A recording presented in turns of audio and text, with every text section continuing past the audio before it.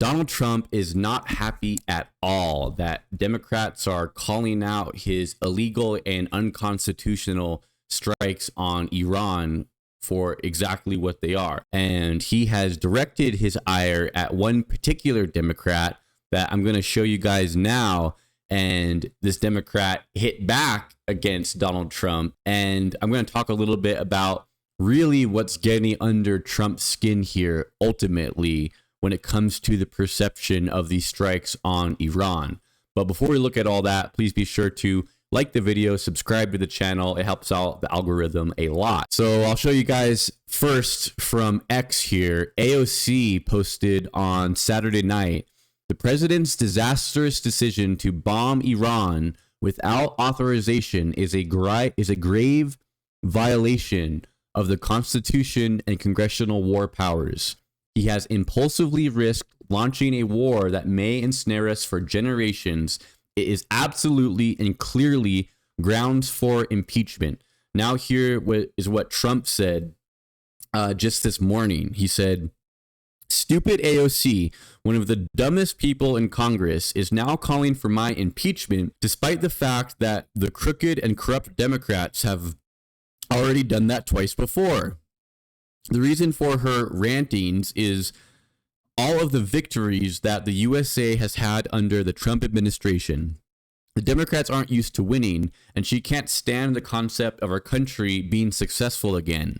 When we examine her test scores, we will find out that she is not qualified for office, but nevertheless far more qualified than Crockett, who is seriously low IQ individual, or Ilhan Omar, who does nothing but complain about our country, yet the failed country that she comes from doesn't have a government, is drenched in crime and poverty, and is rated as one of the worst in the world, if it's even rated at all.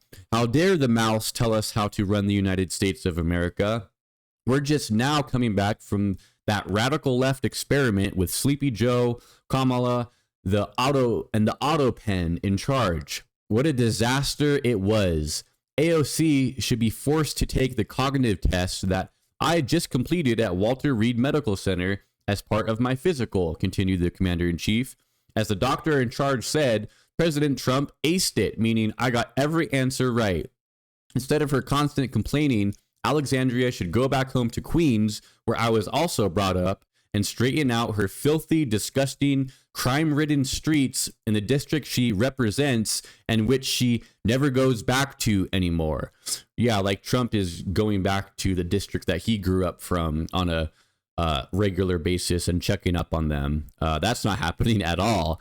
And Trump's dementia is just on absolute overdrive here, with him talking about the auto pen, which is just a bunch of utter nonsense, and throwing in some jabs there at Crockett and Ilhan Omar for absolutely no clear reason. And of course, he has to talk about his cognitive tests that he definitely aced, and while saying that AOC couldn't pass that cognitive test, which is just utter nonsense coming from the president here. And really what he's upset about is that the American people are not as on board with these strikes against Iran as I think that he was hoping. What I'm going to show you guys now is AOC's response, where she says, "Mr. President, don't take your anger out on me. I'm just a silly girl. Take it out on whoever convinced you to betray the American people and our Constitution by illegally bombing Iran and dragging us into war. It only took you 5 months to break every promise you made." This is coming from the guy that said he's going to end the Ukraine-Russian conflict in 24 hours, and that he is the anti-war president and has continually criticized previous presidents for their blunders in the Middle East. And it's quite literally one of the only things that I, in the past, could have agreed with Donald Trump on, is the blunders that have been made in the Middle East. But now he's making his own massive blunder, so he doesn't have any more room to criticize Obama or Bush anymore. And really what's going on here is Donald Trump is upset that he's not getting the reaction from the American people that that he thought that he was going to get after these bombings. What I'm going to show you guys now is some polling from Nate Silver here that shows 52.3% disapproving, with just 45.4% approving of Trump's presidency, with a very steep decline here ever since Donald Trump carried out this bombing operation on Iran. And I got some more polling for you here. New CNN poll: most Americans oppose Trump's airstrikes, including 60% of independents. Majorities of independents, 60%, and Democrats, 88%, disapprove of the decision to take military action in Iran. Republicans largely approve, 82%, but just 44% of Republicans strongly approve of the airstrikes, far smaller than the group of Democrats who strongly disapprove. A 58% majority overall say the strikes will make Iran more of a threat to the United States, with just 27% believing it will lessen the threat, and the rest expect it to do neither. So we've heard Trump say their program's been completely obliterated and they've been set back into the Stone Age in terms of trying to develop a nuclear weapon. Those claims are absolutely not clearly true and are very much being debated at the moment. And the majority of Americans feel that this is making our country less safer, not more safer. And Donald Trump is very, very mad about that. Some more polling here, or what I'll show you now actually, is this video here from Mediaite, which is a clip from CNN, where Cornel West and Scott Jennings here go at it about the illegality or legality of Donald Trump's decision to bomb Iran. The Iranians do not speak the language of diplomacy unless force is used. And that is what President Trump and the United States used this past weekend in a precision, perfection way. It's illegal, unconstitutional. It is not illegal. Of course, in it's any violation way, shape, of or form. international The United law. States You can't violate national sovereignty of a country. Why? Why? We do it all the time. Our safety I know, and because security America was at violates risk. international The law all the Iranians time. have killed Americans Who's gonna stop for us? decades, You would think Doctor. morality ought to play some role. You think in it's stopping immoral to stop You think Iran nothing- from getting a nuclear weapon? I think that any condition. Who's the moral actor here, Iran or the United States? In terms of ensuring that we don't have nuclear bombs anywhere? No, You think- in terms of ensuing these butchers don't have nuclear bombs that they have fully brother. said they will use on Israel. Well, and we the got a United larger This is the discussion. world- We've got Hold on. United States, There's no Israel. equivocation. Hold on, Scott. What they've done let him in answer your Gaza question. gives neither one of them moral authority. That's a genocide, it's ethnic cleansing. Israel has no moral authority. United States has no moral authority. Disagree. You think that some? No, we just had deep disagreements on that. But I'd like. Oh, he's saying who's going to stop us? Who's going to stop us from violating international law? As if that's some sort of argument as to whether or not international law has been violated. I mean, it seems like a very clear admission here that international law has been violated by Jennings. It's just that he's okay with it because we somehow have the moral high ground when Israel and Netanyahu have been committing what by all standards and definitions of the word is a genocide of the people in Gaza. And what I'll show you now is something else here, that another L for Donald Trump. We all know how much Trump wants to win a Nobel Peace Prize, right? This is a guy who has achieved just about everything that anyone in their wildest dreams could achieve in this country. But Donald Trump, we know he wants more and more and more and is never satisfied, is never happy. And we know how much he wants a Nobel Peace Prize.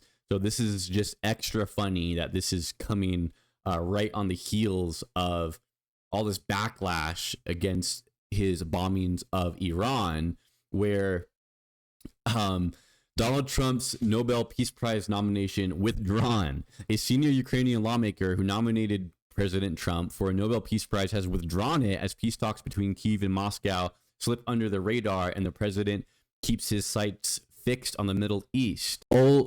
Oleksandr Mazurenko, the head of Ukrainian's Parliamentary Foreign Committee, told Newsweek on Tuesday he had lost any sort of faith and belief in Trump and his ability to secure a ceasefire between Moscow and Kyiv. Not too sure where his hope came in the first place. Maybe it was sort of more wishful thinking. And I probably totally butchered the pronunciation of this Ukrainian's name. Sorry about that. But that's just got to be a little extra dig here at Trump, because we all know how much he wants a Nobel Peace Prize. But really, Trump thought that he could just drop some bunker busters on Iran and basically call it a day and basically wipe his hands and say, job well done. The war is now over, and we are going to have long-lasting peace. And it seems like in his head, he really actually believed that deep down, because of his reaction to now the ceasefire, the very short-lived ceasefire between Iran and Israel that is seemingly already been violated. Trump, he seems to be personally upset by the fact that he couldn't just end this war with the snap of his fingers. And it's like, what did he expect, right? What did he actually expect? These sort of things take long-term planning and long-term sort of vision to see through, just like Joe Biden did when he was able to actually withdraw us from the Afghanistan conflict.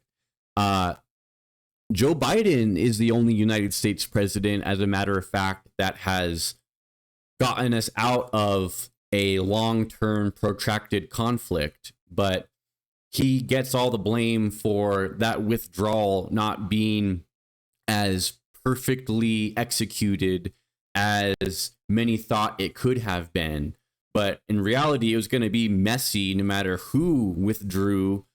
But Biden was the one willing to take the political hit to do the right thing and withdraw us from this very long war.